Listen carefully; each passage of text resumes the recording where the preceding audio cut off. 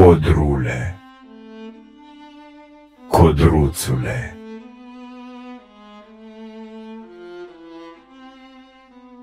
ce mai faci, drăguțule?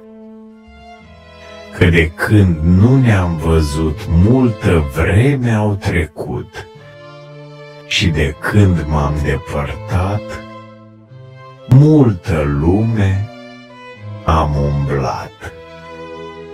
Ia, eu fac ce fac de mult, iarna viscolul ascult, crengile-mi rupându-le, apele astupându-le, troienind cărările și gonind cântările. Și mai fac ce fac de mult, vara doina mi-o ascult, pe cărarea spre izvor, ce le-am dat-o tuturor, umplându-și cofeile, mi-o cântă femeile.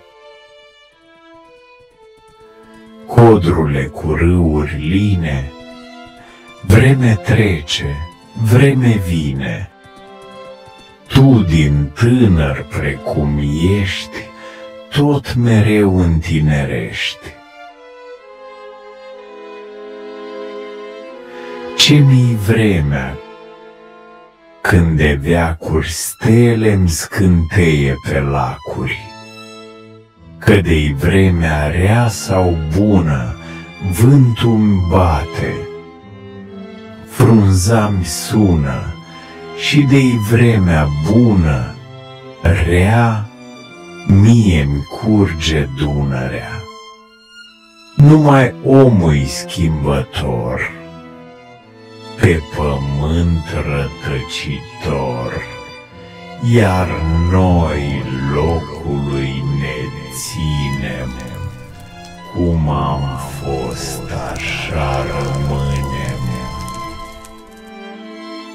Marea și cu râurile, lumea cu pustiurile, luna și cu soarele, codrul